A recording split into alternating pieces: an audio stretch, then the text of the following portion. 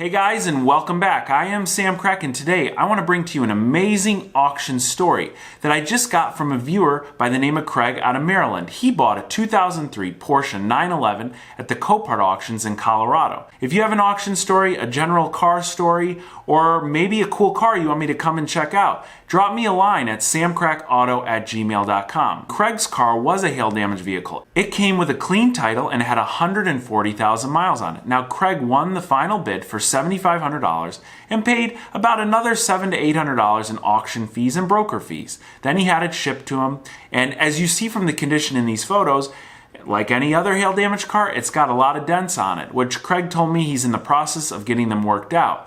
But the one thing that we didn't discuss in my previous hail damage video is the potential for headlights and taillights to get smashed. And if you look at these taillights, they got completely obliterated in this hailstorm. So Craig fixed those. He fixed a few other little pieces, some little lighting pieces and things like that. And all in all, he's in the car for a little bit over $10,000 as we speak. And likely Craig has one of the lowest priced Porsche 911s in the entire world. Now when Craig got the car, he opened up the glove box and got a huge surprise. There was a note, likely from the previous owner, and it had a list of everything that was done to the car. Now let's start with the first thing on the list, and it's a Bilstein PSS10. Now Bilstein makes some of the best suspension components that I know of, and this is a coilover system made for Porsches.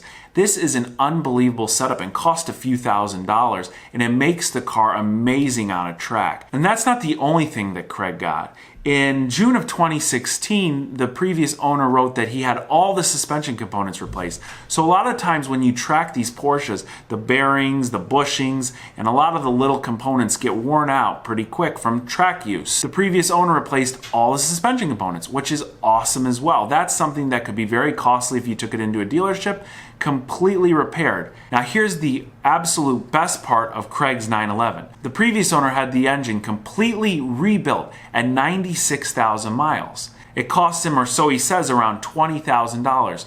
But he didn't just do a standard engine rebuild.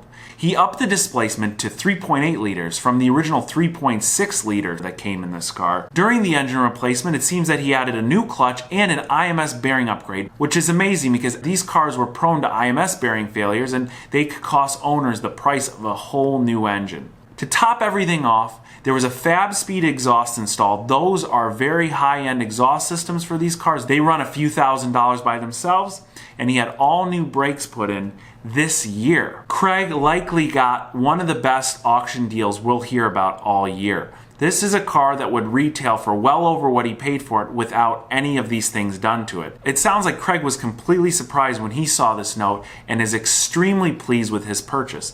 Now, sometimes these things do happen at auction. On a completely smaller scale, when I purchased my Fiesta ST and I got underneath it the first time to work on it, I noticed there was a Cobb motor mount. Fast forward a few days later after I drove the car, I found out that there was a Cobb tune, there was a Cobb air filter, and there was also a really annoying diverter valve spacer that made this noise. It was super annoying because every single time you change gears you'd hear, and I couldn't stand it, so I took it off almost instantly. When Craig originally wrote me and I read the first part of his message, I thought, okay, well, he got a pretty good deal and it sounds like he's pretty satisfied. But then when he told me about all the modifications, anybody in the Porsche community knows Porsche enthusiasts eat this stuff up, and this car is worth likely way more than he paid for it. And especially once he's completely done rebuilding it, Craig's going to have a car that he can enjoy for years to come.